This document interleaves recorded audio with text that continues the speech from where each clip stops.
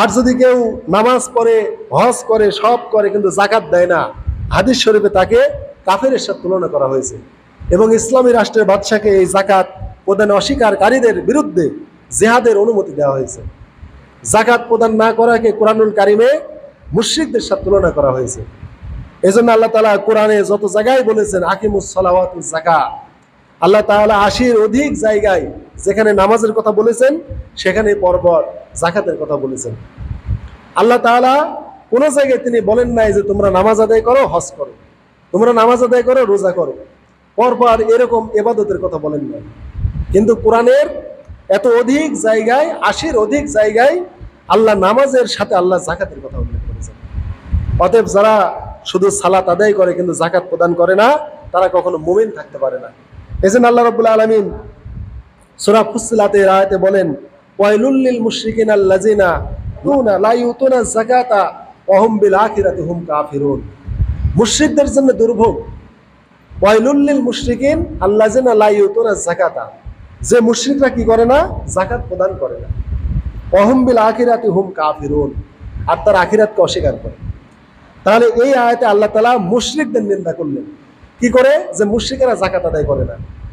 তাহলে মুশরিকেরা যাকাত দেয় না, তাই আল্লাহ মুশরিকদের জন্য তিনি ওয়াইলুন নামক জাহান্নাম এর হুমকি দিয়েছেন বা দুর্ভোগের কথা বলেছেন। তাহলে মুশরিকদেরকে আল্লাহ যাকাত প্রদান না করার কারণে নিন্দা করেছেন। তাহলে মুমিন যদি যাকাত আদায় না করে তাহলে তার নিন্দা কত হতে পারে? এজন্য আল্লাহ বললেন ওয়াইলুল লিল মুশরিকিন। আল্লাহর বলার কথা ছিল ওয়াইলুল লিল মুমিনিন, ওয়াইলুল লিল মুত্তাকিন, ওয়াইলুল লিল মুসাল্লিন, ওয়াইলুল লিল মুসলিমিন, এরকম আল্লাহর বলার কথা ছিল যে মুমিনদের জন্য, মুত্তাকিনদের জন্য, মুসল্লিদের জন্য, তারপরে মুসলমানের জন্য দুর্ভোগ যারা যাকাত আদায় করেন। কিন্তু আল্লাহ বললেন ওয়াইলুল লিল মুশরিকিন, মুশরিকদের জন্য পরিতাপ। লা ইউতুনা যাকাতা, যারা যাকাত প্রদান করে না, ওয়া হুম বিল আখিরাতি হুম কাফিরুন, আর তারা আখিরাতে তারা অস্বীকারী, আখিরাতকে তারা অস্বীকৃতি জ্ঞাপন করে। এই জন্য এখানে যদিও মুশরিকদের আল্লাহ বলেছেন, কিন্তু এই আয়াতের তাফসিরে বলা হয়েছে যে আসলে এখানে আল্লাহ তাআলা মুশরিকদের নিন্দা করেন না, বরং যারা যাকাত প্রদান করে না তাদেরকে মুশরিকদের সাথে তুলনা করেছেন। নাউযুবিল্লাহ মিন যালিক। অতএব যারা যাকাত প্রদান করে না তারা মুশরিকদের সাথে তুলনীয়, এবং তারা পরকালকে বা আখিরাতকে তারা অস্বীকার করে। অতএব সালাত আদায় করে যাকাত প্রদান করে না, সে কখনো মুমিন থাকতে পারে না। অতএব যাকাত হলো সম্পদের হক। আল্লাহ বলেছেন ওয়াফি আমওয়ালিহিম হাক্কুল লিসাইল ওয়াল মাহরুম, অবশ্যই তাদেরই সম্পদে যারা জানসাকারী, প্রার্থনাকারী, ভিক্ষুক, সাইল এবং যারা বঞ্চিত, দুস্থ, দরিদ্র, তাদের হক আছে। অতএব যাকাত এগুলো হচ্ছে গরিবের হক, এটা আপনার ধরে রাখার কোনো ক্ষমতা নাই। ওই সম্পদের হক যদি আপনি বাহির করে না দেন তাহলে আপনার এই নামাজ রোজার কোনো মর্যাদা আল্লাহর কাছে নাই। এই নামাজ, রোজা, এই হজ, এই কালিমা দিয়ে জান্নাত পাওয়া যাবে না যদি অপরের হক মেরে খান। যারা অপরের হক নষ্ট করে, অপরের হক আদায় করে না, আর চিন্তা করে নামাজের দ্বারা, হজের দ্বারা, রোজার দ্বারা জান্নাতে যাওয়া যাবে, তারা একেবারে নির্বোধের জগতে বাস করে। অপরের হক মেরে খেয়ে, অপরের হক নষ্ট করে জান্নাতে যাওয়া যাবে, এই চিন্তা কোনো মুমিন করতে পারে না, কোনো মুমিন এই চিন্তা করতে পারে না। অতএব মুমিনের হৃদয় থেকে এই চিন্তা দূরে ফেলে দিতে হবে। এই জন্যে যখন আসহাবে ইয়ামিন, জান্নাতীরা যখন মাঝে মাঝে জাহান্নাম প্রদক্ষিণে যাবে, তারা বলবে মা সালাকাকুম ফি সাকার, তোমরা কেন জাহান্নামে? তারা বলবে লাম নাকু মিনাল মুসাল্লিন, আমরা নামাজ পড়তাম না, ওয়ালাম নাকু নুতিমুল মিসকিন, আর আমরা মিসকিনকে খাদ্য খাওয়াতাম না, বা খাদ্য দানে উৎসাহিত করতাম না, বা আমরা যাকাত প্রদান করতাম না। তাহলে কি কারণে জাহান্নামে গিয়েছে সেই কারণটা তারা বলবে যে আমরা নামাজ আদায় করতাম না আর আমরা যাকাত প্রদান করতাম না। তাহলে নামাজ আদায় না করলে আর যাকাত প্রদান না করলে জান্নাতে যাওয়া যাবে, তাই না? কখনোই না। এই আয়াতে আল্লাহ স্পষ্ট জানিয়ে দিয়েছেন সূরা মুদ্দাসসিরের আয়াতে। তারা স্পষ্ট বলবে লাম নাকু মিনাল মুসাল্লিন, আমরা মুসল্লি ছিলাম না, ওয়ালাম নাকু নুতিমুল মিসকিন, আর আমরা মিসকিনকে খাদ্য খাওয়াতাম না, আমরা মিসকিনকে যাকাত দিতাম না, অর্থের হক আমরা আদায় করতাম না। অতএব যারা সালাত আদায় করে না, যাকাত প্রদান করে না, এরা কখনো মুমিন থাকতে পারে না। হাজিরিন, তাহলে কেউ যদি যাকাত প্রদান না করে যদি শুধু সালাত আদায় করে তাহলে কি তারা জান্নাতে যাবে? এই আয়াত দ্বারা বোঝা যাচ্ছে যে নামাজ না পড়লে বা যাকাত না দিলে জাহান্নামে যাওয়া লাগবে। কিন্তু শুধু যাকাত দিবে না, কিন্তু নামাজ পড়বে, তাহলে কি জান্নাতে যেতে পারবে? না। বুনিয়াল ইসলাম আলা খামস, সহিহ বুখারী কিতাবুল ঈমানের হাদিস। ইসলামের ভিত্তি কয়টা? 5টা। একটা হচ্ছে শাহাদাত লা ইলাহা ইল্লাল্লাহ ওয়া আন্না মুহাম্মাদুর রাসূলুল্লাহ। প্রথম হচ্ছে কালিমার সাক্ষ্য দেয়া। দ্বিতীয় হচ্ছে আকামাস সালাহ, সালাত কায়েম করা, ওয়া আতাজ যাকাত, 2 নম্বরে যাকাত প্রদান করা। তারপরে 4 নম্বরে সাওম রমাদান, রমাদানে সিয়াম পালন করা। 5ম নম্বরে ওয়াল হজ ফি বাইতিল্লাহ, আল্লাহর ঘরের হজ করা যদি হজ ফরজ হয়। তাহলে হাজিরিন, ইসলামের 3য় স্তম্ভ হলো যাকাত। কালিমার পরে নামাজ, নামাজের পরে যাকাত। এজন্য সহিহ বুখারী মুসলিমের হাদিস আছে, আল্লাহ রাসূলের ইন্তেকালের পর ইসলামের একটা ভালো হ্যান্ডসাম দিন এসে গেছে, মানুষরা ধনী হয়ে গেছে, সমাজে তেমন গরিব মানুষ আর নাই। তো আল্লাহ রাসূল ইন্তেকালের পর এই জন্য এক শ্রেণীর লোক যাকাত প্রদান করলো না, তারা যাকাত দান অস্বীকার করলো। তখন হযরতে আবু বকর রাদিয়াল্লাহু তাআলা আনহু খেলাফতের দায়িত্বে আছেন। আবু বকরকে তারা বোঝালো যে ইসলামের যখন দুর্দিন ছিল তখন আমরা যাকাত দিতাম, এখন না দিলে কি হবে, অতএব আমরা যাকাত দেব না। তখন আবু বকর রাদিয়াল্লাহু তাআলা আনহু রাষ্ট্রীয়ভাবে তাদের বিরুদ্ধে যুদ্ধ ঘোষণা করলেন এবং বললেন, যারা নামাজ এবং যাকাতের মধ্যে পার্থক্য করে, আল্লাহর কসম আমি তাদের বিরুদ্ধে যুদ্ধ করব। তাহলে যাকাত প্রদান না করলে যদি মুমিন থাকা যায়, তাহলে মুমিনদের বিরুদ্ধে কিভাবে হযরত আবু বকর যুদ্ধ করলেন? তাই ওমর রাদিয়াল্লাহু তাআলা আনহু বাদী হলেন যে ইয়া আমিরুল মুমিনিন, আপনি তাদের বিরুদ্ধে যুদ্ধ করবেন না, কেননা তারা কালিমার স্বীকৃতি দিয়েছে, তারা তো লা ইলাহা ইল্লাল্লাহ স্বীকৃতি দিয়েছে। অতএব তারা নামাজও পড়ে, শুধু যাকাতটাই দেয় না। অতএব তারা কালিমার স্বীকৃতি দিয়েছে, তারা সালাত আদায় করে। অতএব যাকাত আদায় না করার কারণে আপনি তাদেরকে হত্যা করবেন না। হযরতে সিদ্দিক আকবর রাদিয়াল্লাহু তাআলা আনহু বললেন যে আল্লাহর কসম, তারা যদি আমাকে একটা বকরি ছাগলও যাকাত দিতে অস্বীকার করে, আমি তাও তাদের বিরুদ্ধে যুদ্ধ করব। যে যাকাত তারা রাসূলের যুগে দিয়েছে কিন্তু আমার যুগে এসে দিচ্ছে না। অতএব একটা বকরির ছানা বা বাচ্চাও যদি আমাকে যাকাত হিসেবে না দেয়, আমি তাদের বিরুদ্ধে যুদ্ধ করব। হযরত ওমর পরে বুঝলেন যে আমার ভুল হয়েছে। আল্লাহ জিহাদের জন্য আবু বকরের অন্তরকে আল্লাহ খুলে দিয়েছেন, অর্থাৎ আল্লাহ তার প্রতি ইলহাম করেছেন যে যারা যাকাত প্রদান করে না, এই কাফের হিসেবে তাদের গণ্য করে তাদের বিরুদ্ধে তুমি যুদ্ধ করো। তারা যত ঈমানের স্বীকৃতি দিক আর যতই তারা নামাজ পড়ুক, যাকাত প্রদান না করলে তারা কাফের, তাদের ঈমানের কোনো মূল্য নাই। অতএব যেহেতু তারা যাকাত প্রদান করে নাই, অতএব আল্লাহ ইলহাম করে দিয়েছেন যে তুমি এই বেঈমানদের বিপক্ষে তুমি যুদ্ধ করো। অতএব ইসলামী রাষ্ট্রের বাদশাহর ফরজ দায়িত্ব যারা যাকাত প্রদান করে না তাদের বিরুদ্ধে যুদ্ধ করা। পরে হযরত ওমর বললেন ফারাতু আন্নাউল হক, তিনি বললেন যে আমি বিশ্বাস করলাম, আমি জানতে পারলাম যে আবু বকরই হকের পথে আছে আর আমি ভুল পথে আছি, তিনিই সঠিক পথে আছে। আসলে তাদের বিরুদ্ধে যুদ্ধ করতে তিনি চেয়েছেন, এটা আল্লাহর পক্ষ থেকে। অতএব যারা যাকাত প্রদান করে না, তাদের এই নামাজ রোজার কোনো মূল্য সেদিন হবে না। আল্লাহ এখানে বলেছেন ওয়াফি আমওয়ালিহিম হাক্কু লিসাইল ওয়াল মাহরুম। যারা আলেম আছেন তারা বুঝে রাখেন, ওয়াফি আমওয়ালিহিম এটা হচ্ছে খবরে মুকাদ্দাম। আসলে বাক্যটা হওয়ার কথা ছিল হাক্কু ফি আমওয়ালিহিম, তাদের সম্পদে হক রয়েছে, লিসাইল ওয়াল মাহরুম, যারা প্রার্থনাকারী এবং যারা বঞ্চিত তাদের। এইভাবে মুক্তদাকে আল্লাহ আগে বলার কথা ছিল। যদি আল্লাহ মুক্তদাকে বা হক শব্দটাকে আল্লাহ আগে নিয়ে আসতেন, তাহলে অর্থ হতো তোমার সম্পদে গরিবের হক আছে, দিলেও দিতে পারো, নাও দিলে দিতে পারো, এরকম অর্থ হতো। কিন্তু আল্লাহ যখন ফি আমওয়ালিহিম, আল্লাহ খবরকে মুকদ্দম করেছেন, তখন অর্থ হয়েছে ওয়াফি আমওয়ালিহিম, তাদেরই সম্পদে রয়েছে হাক্কু, হক, মানে অবশ্যই হক রয়েছে। এটা আল্লাহ তাকদিম হাক্ক তাখির করে বুঝিয়ে দিয়েছেন যে অবশ্যই হক রয়েছে, এখানে হেরফের করার কোনো সুযোগ নাই। আল্লাহ যদি বলতেন যে হাক্কু ফি আমওয়ালিহিম, তাহলে অন্যরকম অর্থ হওয়ার কথা ছিল। কিন্তু যেহেতু বলেছেন ওয়াফি আমওয়ালিহিম হাক্কু, তাদেরই সম্পদে রয়েছে হক, লিসাইল ওয়াল মাহরুম, জানসাকারী, প্রার্থনাকারী, ভিক্ষুক, বঞ্চিত, দুস্থ, দরিদ্রদের জন্য, অভাবীদের জন্য। অতএব যারা যাকাত প্রদান করে না তারা গরিবের হক মেরে খায়। অতএব গরিবের হক মেরে খেয়ে নামাজ রোজা নিয়ে কখনো জান্নাতে যাওয়ার চিন্তা করলে হবে না। এটা গরিবের হক, এই ধনীদের সম্পদে যেন আল্লাহ বলেছেন গরিবের হক রয়েছে। এই জন্য হাজরিন, এই গরিবকে যদি আপনি খাদ্য না খাওয়ান, যাকাত না দেন, এটা আপনার জাহান্নামের কারণ হবে। এই জন্য জাহান্নামীরা বলবে লাম নাকু নুতিমুল মিসকিন, আমরা মিসকিনকে খাদ্য খাওয়াতাম না। কুরআনুল কারিমে কোথাও ইনফাক ফি সাবিলিল্লাহ, কোথাও তুতিমুল মিসকিন, কোথাও ইনফাক ফি সাবিলিল্লাহ, বিভিন্ন ভাবে আল্লাহ দানের কথা বলেছেন, কোথাও সাদাকা বলেছেন। অতএব সবগুলোই দান। কোথাও ইনফাক ফি সাবিলিল্লাহ, কোথাও তুতিমুল মিসকিন, কোথাও আল্লাহ তাআলা বলেছেন যাকাতের কথা, কোথাও সাদাকার কথা। বিভিন্ন শব্দ দিয়ে আল্লাহ তাআলা গরিবের হক বুঝিয়েছেন। সবগুলোই দানের সাথে জড়িত। সাদাকা, যাকাত, ইনফাক ফি সাবিলিল্লাহ, তুতিমুল মিসকিন সবগুলোই এটা যাকাতের সাথে বা দানের সাথে জড়িত। কিন্তু বিভিন্ন শব্দ দিয়ে আল্লাহ তাআলা এই সব যাকাতের কথা আল্লাহ কোরআনে বলেছেন, বিভিন্ন শব্দ আল্লাহ প্রয়োগ করেছেন। অতএব হাজরিন, এই তুতিমুল মিসকিন, এই মিসকিনকে খাদ্য খাওয়ানো, এটা কিন্তু নফল ইবাদত না।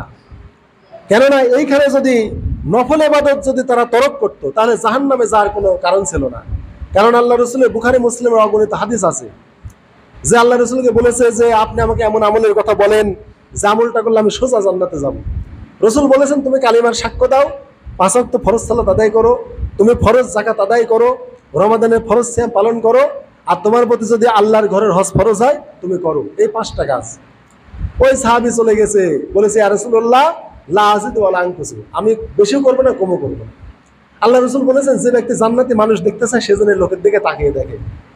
তাহলে লোকটা শুধু ফরজ ইবাদত করে জান্নাতের আল্লাহ রসুল তাকে সুসংবাদ দিয়েছেন, শুধু ফরজ ইবাদত, কোনো নফল ইবাদত না। তাহলে এইখানে সূরা মুদ্দাসসিরে আল্লাহ বলছেন যে ওয়ালাম নাকু নুতিমুল মিসকিন, তারা জাহান্নামে বলবে আমরা মিসকিনকে খাদ্য খাওয়াতাম না। এর দ্বারা বোঝা যায় এই খাদ্য খাওয়ানোটা এই ইফতার খাওয়ানো না, এই খাদ্য খাওয়াটাই তান্দারি খাওয়ানো না মানুষ মরে গেলে, এই খাদ্য খাওয়ানো এমনি কোনো জিয়াফত মানুষকে খাওয়ানো না, এই খাদ্য খাওয়ানো এমনিতেই 2-1 বেলা মানুষকে খানা খাওয়ানো না, এটা কোনো নফল খানা না। এই ফরজ খানাকেই তারা জাহান্নামে বলবে ওয়ালাম নাকু নুতিমুল মিসকিন, আমরা মিসকিনকে খানা খাওয়াতাম না। অতএব মিসকিনকে খানা খাওয়াতাম না, এটা নফল খানা খাওয়ানো না, এটা হচ্ছে ফরজ যাকাতের কথা এটা বোঝানো হয়েছে। কেননা নফল ইবাদত তরক করে কোনো মানুষ জাহান্নামে যাবে এরকম কথা কোরআন হাদিসে কোথাও নাই। সুতরাং এই মিসকিনকে খাওয়ানোর দ্বারা এখানে আল্লাহ তাআলা ফরজ যাকাতই আল্লাহ বুঝিয়েছেন। অতএব হাজরিন, অনেক মানুষ আছে মনে করতে পারে যে আমরা মিসকিনকে খানা খাওয়াবো, আমি ইফতার করাবো মিসকিনকে, আমি অমুক তমুক করবো, বাপ মরে গেছে 7 দিনে একটা তান্দারি খাওয়া দিব, এইগুলিকে মনে করে নতিমুল মিসকিন, মিসকিন খাওয়ানো। আর আমাদের সমাজের মানুষেরা এইগুলিকে মিসকিন খাওয়ানো মনে করে। বাপ মরে গেছে 7 দিনে একটা মিসকিন খাওয়াতে হবে, তান্দারি বা জিয়াফত খাওয়াতে হবে, এইগুলিকে মিসকিন খাওয়ানো বুঝে। এইগুলি মিসকিন খাওয়ানো না। আর এই ক্ষেত্রে মিসকিন খাওয়াতে বলাও হয় না, বরং মানে যাকাত প্রদান করাই প্রকৃত মিসকিন খাওয়ানো। অতএব পিতামাতা মরে গেলে 7 দিনে খাওয়াচ্ছেন, ইফতারি খাওয়াচ্ছেন, খাওয়ান, আপনি ইফতারি খাওয়ান, কিন্তু পিতামাতা মরে গেলে খাওয়ান না। এগুলি মিসকিন খাওয়ানোর কোনো আদেশ ইসলাম দেয় নাই। আপনি যাকাত প্রদান না করে এই সকল নফল ইবাদত করে আপনি জান্নাতের কল্পনা করতে পারবেন না। এই জন্য জাহান্নামীরা বলবে ওয়ালাম নাকু নুতিমুল মিসকিন, আমরা মিসকিনকে খানা খাওয়াতাম না। তো হাজরিন, আল্লাহ তাআলার জন্য যদি কেউ যাকাত প্রদান করে আল্লাহ সেই যাকাতকে অনেক বাড়িয়ে দেন। এই জন্য আল্লাহ বলেছেন ইয়ামহাকুল্লাহু রিবা ওয়া ইউরবিস সাদাকাত, আল্লাহ সুদের লাভকে ধ্বংস করেন, আর তোমরা যে দান সদকা করো, যাকাত দাও, এটা আল্লাহ লালন পালন করে। আল্লাহ কোরআনে সূরা বাকারায় বলেছেন আল্লাহর পথে 1 টাকা ব্যয় একটা শস্য দানা, ওই একটা ধান ধরে নেন, তাহলে একটা ধান যদি আপনি লাগান একটা চারা হবে, একটা চারায় একটা শীষ হবে, একটা শীষে কমসে কম 100টা দানা হবে, ধান হবে। ওই 100টা ধান যদি আবার লাগান তাহলে 100টা গাছ হবে, 100টা গাছে আবার 100টা শীষ হবে, তাহলে 100টা গাছে 100টা শীষ, প্রতি শীষে যদি 100 করে হয় তাহলে 1000 দানা হবে। আবার যদি 1000 রোপণ করেন, আবার যদি করেন, আবার যদি করেন, কত হবে? এইভাবে আল্লাহ তাআলা কোরআনে দানকে তুলনা করেছেন। জামি রব্বুল আলামিন ওয়াইরবিস সাদাকা, এইভাবে সদকাকে আমি চাষাবাদ করে লালন পালন করি আমি। সুবহানাল্লাহি বিহামদিহি। এজন্য হাজরিন, আল্লাহ তাআলা অন্য আয়াতে বলেছেন ওমা আতাইতুম মিনার রিবা লিয়ারবু ফি আমওয়ালিন নাস ফালা তারবু ইনদাল্লাহ, তোমরা সম্পদ বৃদ্ধির জন্য যে মানুষকে সুদ দাও, সুদে টাকা লাগা দাও, এই বিষয়টা আল্লাহর কাছে বাড়ে না, এটা আল্লাহ বৃদ্ধি করেন না। আপনি মানুষকে সুদে টাকা লাগায় দিয়ে 2 4 গুণেন, কিন্তু আল্লাহ 2 0 গুণেন। আপনার কাছে সুদের টাকা লাগা দেওয়া মানে 2 4, 100তে 200, কিন্তু আল্লাহ 2 0 করে দেন। বরং আল্লাহ তাআলা বলেছেন ওমা আতাইতুম মিনাজ যাকাতি তুরিদুনা ওয়াজহাল্লাহ ফাউলাইকা হুমুল মুদিফুন, বরং তোমরা আল্লাহর সন্তুষ্টির জন্য যে যাকাত দাও সেটা বহু গুণে বৃদ্ধি হয়ে যায়।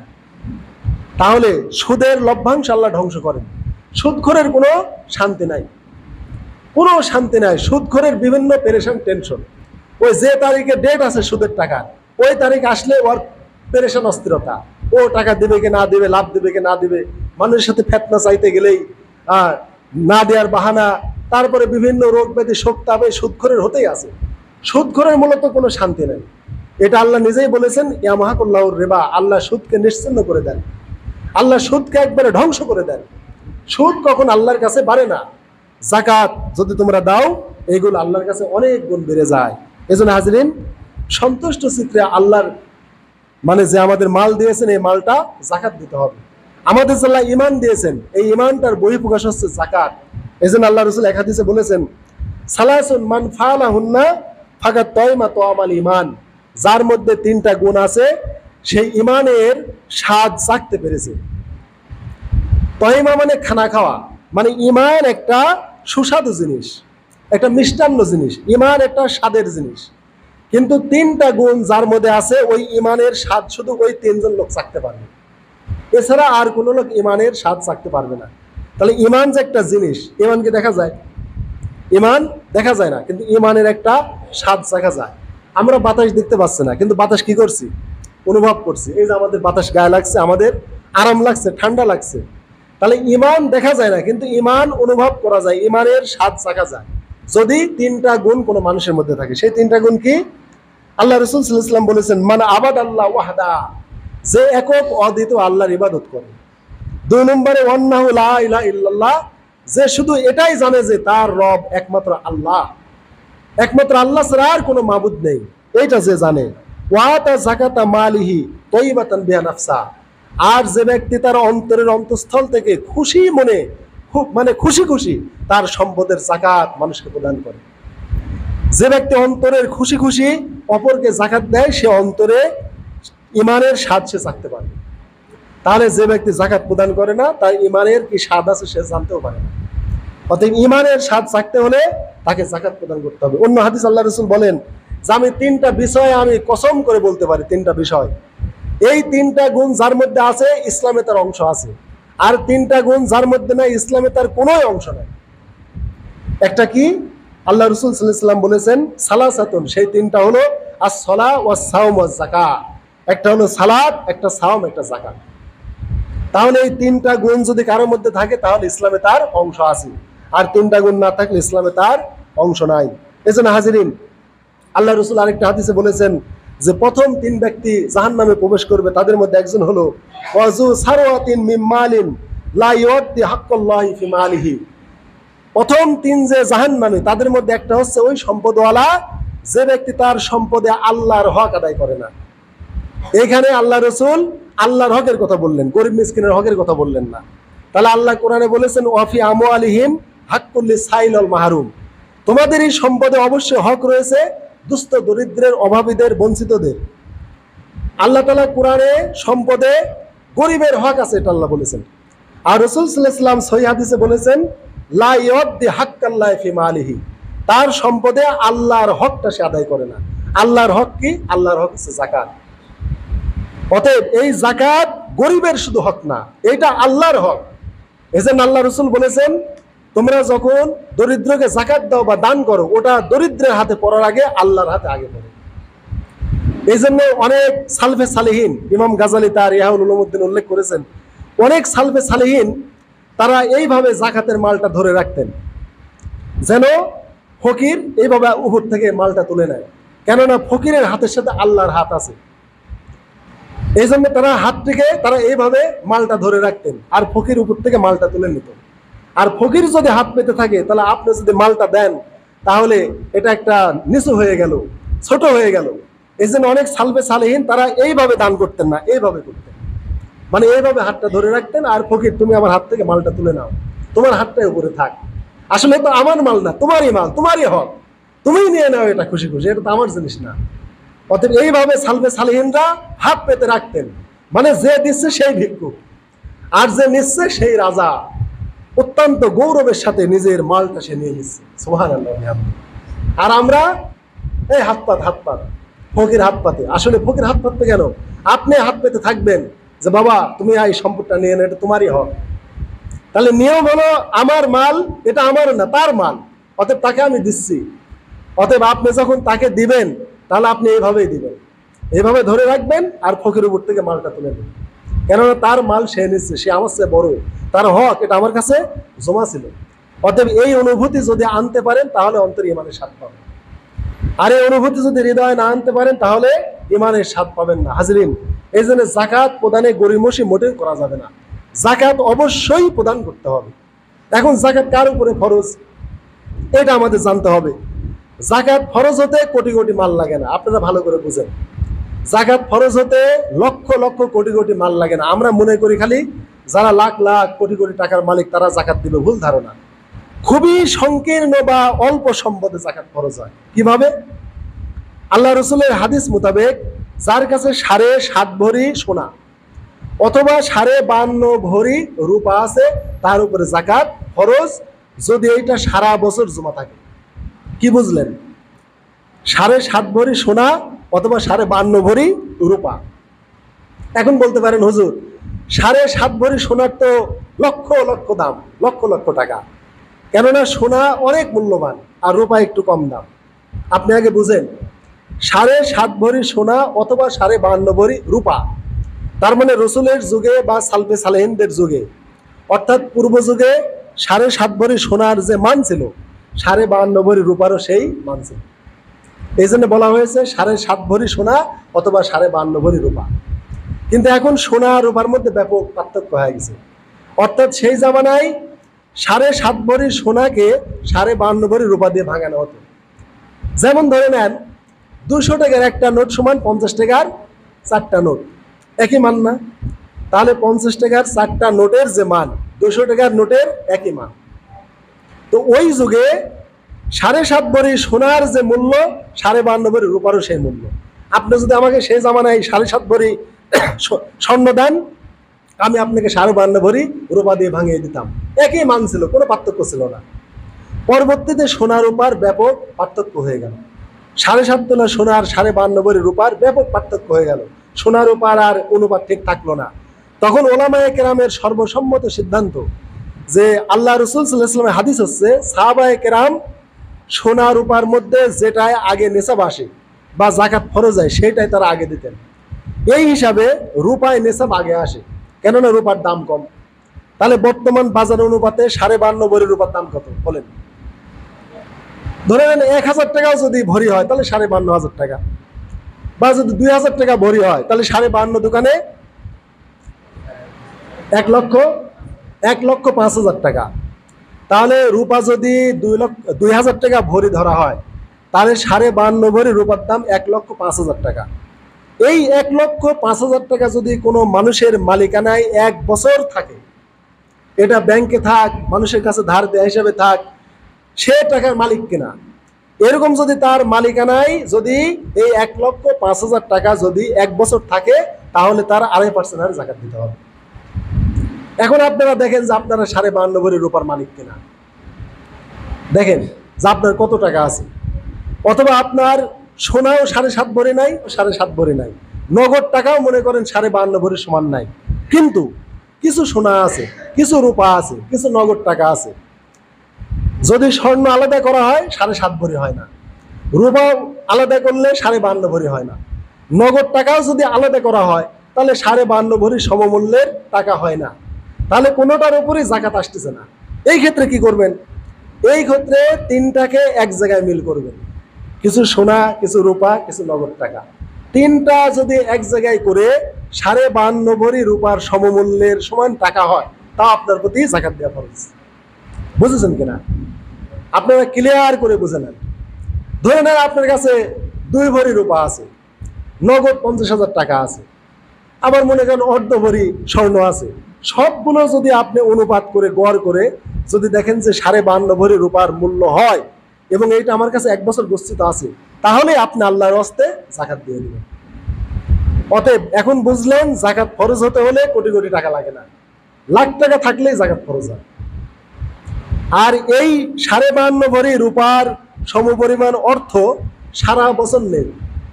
ঈদ উল ফিতরের দিন শুভে সাদিকের সময়ে যদি বা ঈদ উল ফিতরের দিনে যদি আপনার এই 52.5 ভরির রূপার মালিক হন বা সমমূল্যের অর্থের মালিক হন তাহলে আপনার ওর ফিতরা ওয়াজিব। বুঝলেন কিনা?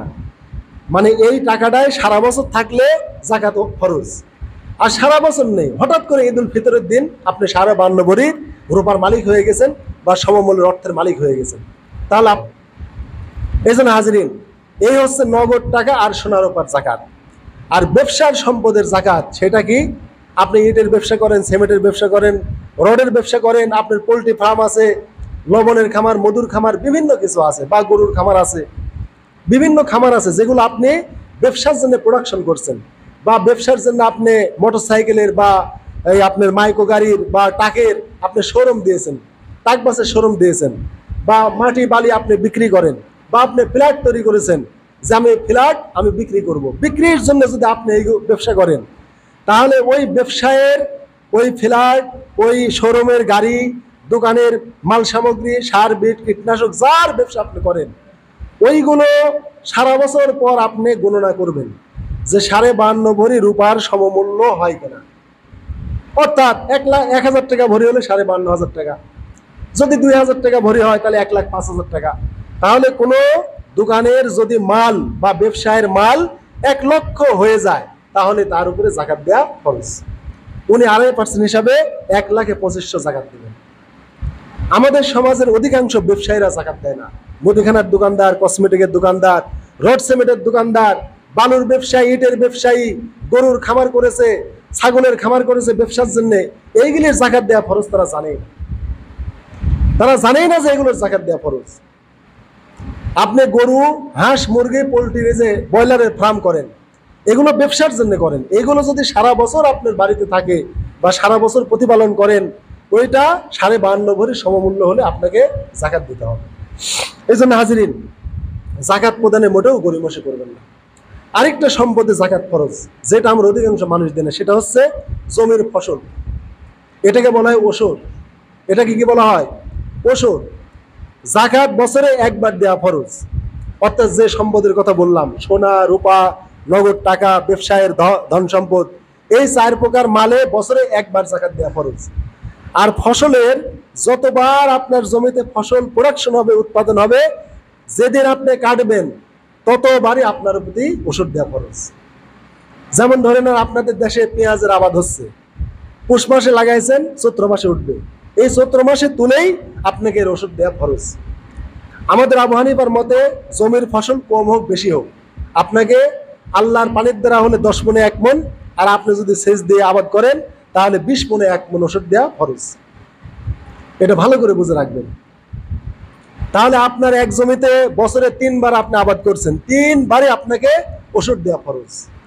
এই ফরজটা অধিকাংশ মানুষ করে না হাজিরিন। এই জন্যে যারা কৃষক শ্রমিক তারা মনে করে আমরা তো টাকা পয়সার মালিক না, আমাদের লক্ষ লক্ষ কোটি কোটি টাকা নেই, কিন্তু আপনি তো জমি আবাদ করেন। তো যাই হোক, আমাদের ইমাম আবু ইউসুফ এবং অন্যান্য মাযহাবের 3 ইমামের মতে 5 ওয়াসাক বা কমসে কম 25 মণ মাল হলে বা জমির ফসল হলে যাকাত দিতে হবে, এরকম হলে দিতে হবে না। তাহলে আমাদের ইমাম আবু ইউসুফ মানে আবু হানিফার এক ছাত্র, তার মতে এবং অন্যান্য 3 মাযহাবের ইমামের মতে যদি 5 ওয়াসাক বা 25 মণ যদি খাদ্যশস্য আপনার জমিতে হয় তাহলে আপনার ওষুধ দিতে হবে। কিন্তু আমাদের ইমাম আবু হানিফার মতে জমিতে ফসল কম হোক বেশি হোক আপনাকে ওষুধ দিতে হবে। কেননা আল্লাহ কোরআনে সূরা বাকারায় বলেছেন, আনামে বলেছেন যে আমি পৃথিবীতে তোমাদের জমিন থেকে যা উৎপন্ন করি তা থেকে তোমরা খরচ করো, যেদিন কাটবে সেদিনই তার হক আদায় করবে। আল্লাহ সূরা বাকারায়, সূরা আনামে আল্লাহ স্পষ্ট জানিয়ে দিয়েছেন। এই জন্য জমির ফসল অবশ্যই আদায় করবেন, জমির ওষুধ এগুলো আদায় করবেন, তা না হলে বরকত শূন্য হয়ে যায়। হাজিরিন, যাকাত ফিতরা কাদেরকে দিবেন?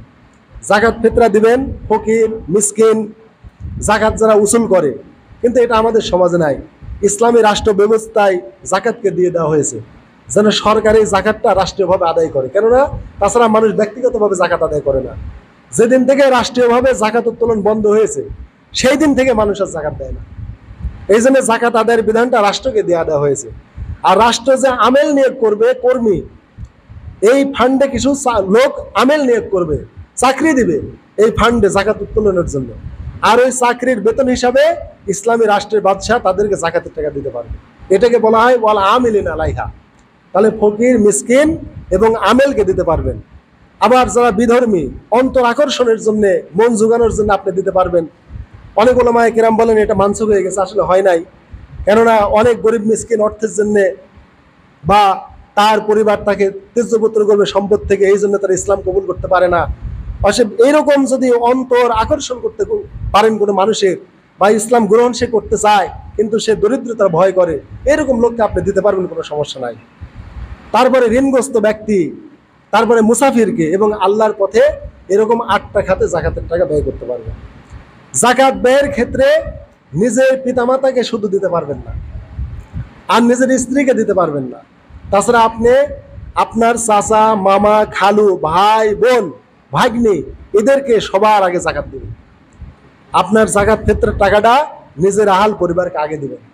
হাজরিন, আমাদের একটা ভুল ধারণা, আমরা যাই ফেতরা দিব, জাকাত দিব, আমরা ওই পশ্চিম পাড়ার অমুক দিতে হবে রে, ওই অমুক কানাক দিতে হবে, অমুক ন্যাংরাক দিতে হবে, এই চিন্তাটা আমরা আগে করি। কিন্তু সুন্নাত কোনটা?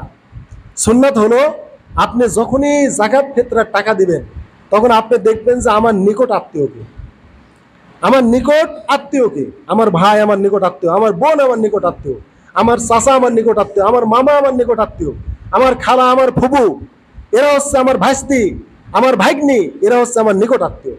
এই নিকট আত্মীয়কে না দিয়ে আপনি ওই দূর প্রতিবেশীকে দিতে যাচ্ছেন, আপনি 1 গুণ সওয়াব পাচ্ছেন।